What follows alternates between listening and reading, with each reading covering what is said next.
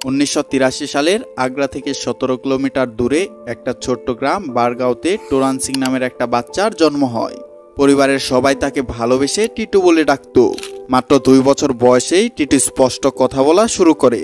সাধারণত বাচ্চারা কথা বলা শিখে গেলে তার মা বাবা বেশ খুশি হয়, তবে টিটুর ক্ষেত্রে তার কথা বলাটা তার বাবা মার কাছে খুশির চাইতে বেশি চিন্তার কারণ হয়ে দাঁড়ায়। টিটু 2 বছর বয়সেই এমন কিছু বলতে শুরু করে যেটা শুনে তার পরিবারের লোকেরা চমকে ওঠে।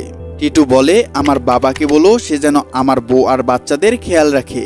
বাবাকে জানিও আমি এখানে খাবার পাচ্ছি, তবে তাও তাদের জন্য আমার চিন্তা হয়। এই কথা শুনে যখন টিটুর মা জিজ্ঞাসা করে সে কার কথা বলছে, তাতে টিটু জানায় সে তার আসল বাবা মার কথা বলছে, যারা আগ্রায় বসবাস করে। সে বারবার তার মা বাবাকে বলতো, তোমরা আমার আসল মা বাবা না, আমার আসল মা বাবা আগ্রায় থাকে। টিটু মাঝে মাঝেই কেঁদে উঠত আর বলতো, আমি জানি না আমি এখানে কিভাবে এলাম, আমি আমার নিজের আসল বাড়িতে যেতে চাই, তাদের কথা আমার খুব মনে পড়ছে। স্বাভাবিকভাবেই প্রথম তাকে বাচ্চা ভেবে তার এই কথাই কেউ পাত্তা দিত না। সবাই মনে করত এইসব কথা শুধু তার একটা কল্পনা মাত্র। দেখতে দেখতে আরো 3 বছর কেটে যায়। টিটুর বয়স 5 বছর আর সালটা 1988। এবার টিটু যেসব আচরণ করতে শুরু করে তা দেখে তার বাবা মা গভীর চিন্তায় পড়ে যায়। টিটু জানায় তার আসল নাম সুরেশ বর্মা, তার বউয়ের নাম উমা, আর তাদের রমু ও সমু নামে 2 ছেলে আছে। টিটু বলে আগ্রায় তার একটা বাংলো আছে, আর সদর বাজারে সুরেশ রেডিও নামের একটা দোকানও রয়েছে তার। আর তারপর সে যা জানায় সেটা সত্যিই অবাক করার মতন। একদিন বিকেলে সে কাজ করে তার সাদা রঙের ফিয়েট কারে বাড়ি ফিরছিল। বাড়ির গেটের সামনে এসে সে যখন গাড়ির হর্ন বাজায় তখন বাড়ির লোকেরা বুঝতে পারে সে বাড়ি ফিরে এসেছে। তবে গাড়ি থেকে নামার আগেই হঠাৎ 2 লোক তার সামনে এসে উপস্থিত হয়, আর কিছু বুঝে ওঠার আগেই লোকগুলো পিস্তল দিয়ে তার উপর গুলি ছোড়া শুরু করে, আর একটা গুলি সোজা তার মাথায় লাগে, আর সে গাড়ির ভেতরেই মারা যায়। টিটু আরো জানায় তার মারা যাওয়ার পর তার পরিবারের লোকেরা তাকে হাসপাতালে নিয়ে যায়, আর তারপর তাকে নিয়ে যাওয়া হয় শ্মশানে। সেখানে তার শেষ কাজ সম্পন্ন করার পর তার অস্থিগুলো যমুনা নদীতে ভাসিয়ে দেওয়া হয়। গত 3 বছর ধরে টিটুর পরিবারের লোকেরা তার এইসব উল্টাপাল্টা কথা শুনে যাচ্ছিল, তবে টিটু আজ যা বলছিল এই ধরনের কথা তারা টিটুর মুখে আগে কখনো শোনেনি। একবার ভেবে দেখুন, একটা 5 বছরের ছেলে বলছিল তার বউ ও বাচ্চা আছে, আর শুধু তাই নয়, সে এটাও জানাচ্ছিল যে আগের জন্মে তার মৃত্যু কিভাবে হয়েছিল। টিটুর এই আচরণের কথা পুরো গ্রামে ছড়িয়ে পড়ে। অন্যদিকে টিটুর ব্যবহারও তার বয়সী বাচ্চাদের থেকে একদম আলাদা হয়ে গিয়েছিল। তার কথা বলার ধরন, তার আচার আচরণ বড়দের মতন হয়ে গিয়েছিল। সে তার পরিবারের দরিদ্রতা নিয়ে উপহাস করতে শুরু করে। সে নিজের মাকে বলতো, আমার বউ তোমার মতন ফাটা পুরনো শাড়ি পরে না, সে 2000 টাকা দামের শাড়ি পরে, আর আমি এই ছোট্ট নোংরা ঘরে থাকতে পারবো না, আমি নিজের বাংলোতে থাকতে যাচ্ছি। আর এই বলেই একটা বড় মানুষের মতন তার জামা কাপড় গোছাতে শুরু করে। আর যখন বাড়ির লোকেরা তাকে বকাবকি করে থামাতো তখন টিটু বাড়ি থেকে পালিয়ে যাওয়ার হুমকি দিত। টিটু তার পরিবারের সাথে কোথাও বাসে করে বা পায়ে হেঁটে যেতে রাজি হতো না। সে বলতো তার শুধু গাড়িতে করে ঘোরার অভ্যাস রয়েছে, তাই সে বাসে করে বা পায়ে হেঁটে কোথাও যাবে না। টিটু নিজের মাকে মা মানত না, এবং সে নিজের বাবাকে বাবাও মানত না। সে নিজের ভাই বোনদেরও নিজের ভাই বোন বলে মনে করতো না। টিটু বলতো সে শুধু কয়েকদিনের জন্য এখানে থাকতে এসেছে। টিটু নিজের 5 ভাইয়ের মধ্যে সবথেকে ছোট ছিল, তাই তার এ ধরনের আচরণ তার মা বাবার জন্য বড় চিন্তার কারণ হয়ে দাঁড়িয়েছিল।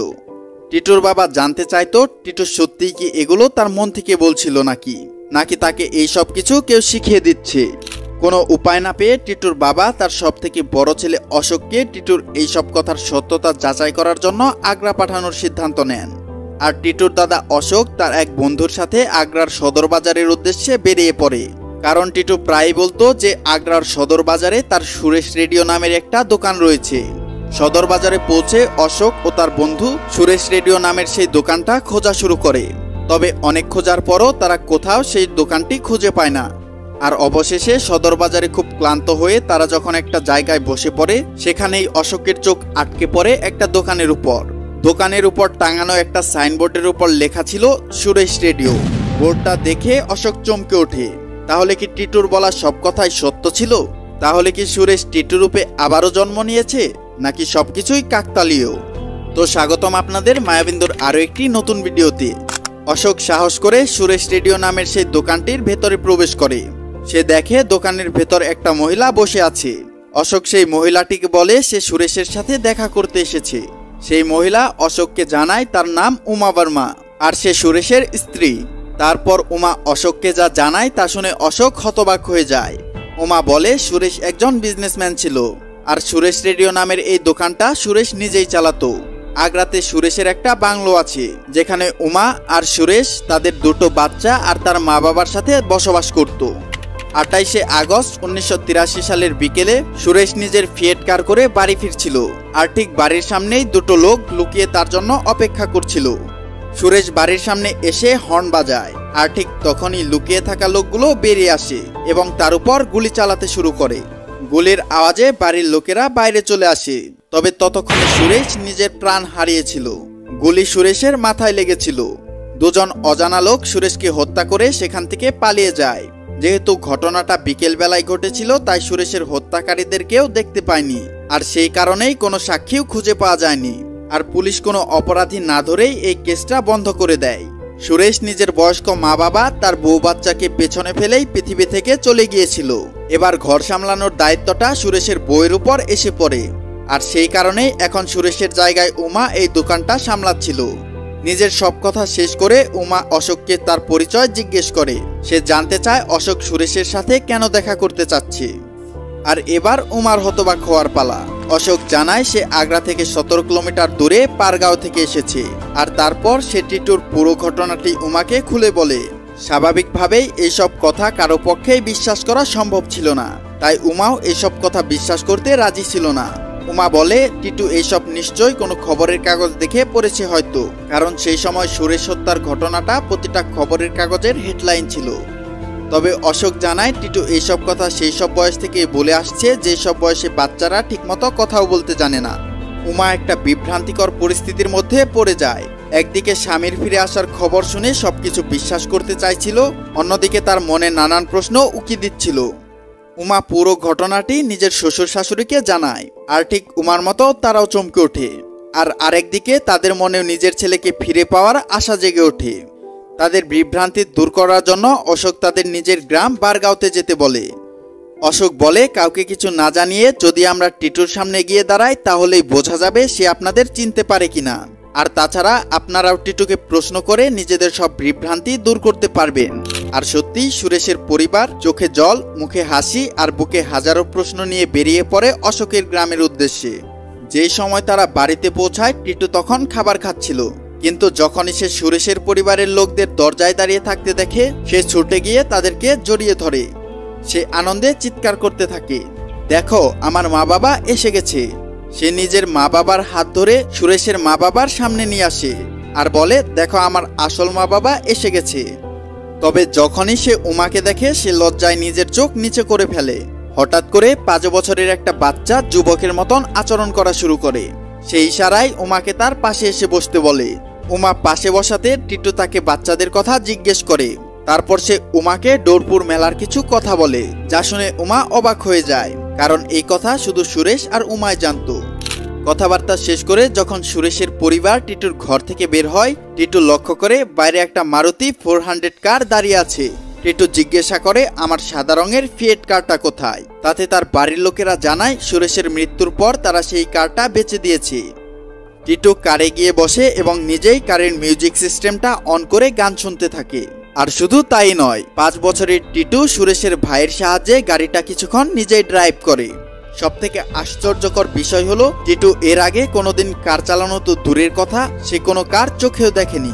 তবে টিটুকে দেখে মনে হচ্ছিল যে এইসব যেন তার জন্য কোনো নতুন ব্যাপার না। এতক্ষণ টিটুর ধারণা ছিল সে সুরেশের পরিবারের সাথে আগ্রায় যাচ্ছে। তবে যখন সে জানতে পারে তাকে আগ্রায় নিয়ে যাওয়া হচ্ছে না, সে রীতিমতো রেগে যায়। সে নিজের মা বাবার গায়ে হাত তুলে দেয় আর ছুটে গিয়ে সুরেশের বাবা মাকে জড়িয়ে ধরে, কারণ টিটুর জন্য উনি ছিল তার আসল বাবা মা।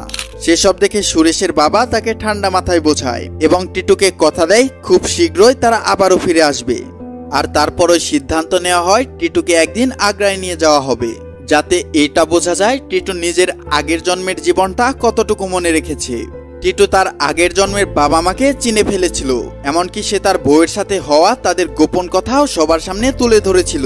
তাতে এটা পরিষ্কার হয়ে গিয়েছিল টিটু এইসব কথা কারো থেকে শুনে বা কোথাও পড়ে বলছিল না। ওদিকে টিটুর বাবা মার চিন্তাও আরো বেশি বেড়ে গিয়েছিল। একটা বাবা মার জন্য এর চেয়ে খারাপ আর কি হতে পারে যে তাদের সন্তান অন্য কাউকে তাদের বাবা মা হিসেবে মেনে নিয়েছিল। এবার টিটুকে আগ্রায় আনা হয়, কিন্তু আগ্রায় আনার আগে তাকে পরীক্ষা করার জন্য কিছু পরিকল্পনা করা হয়েছিল।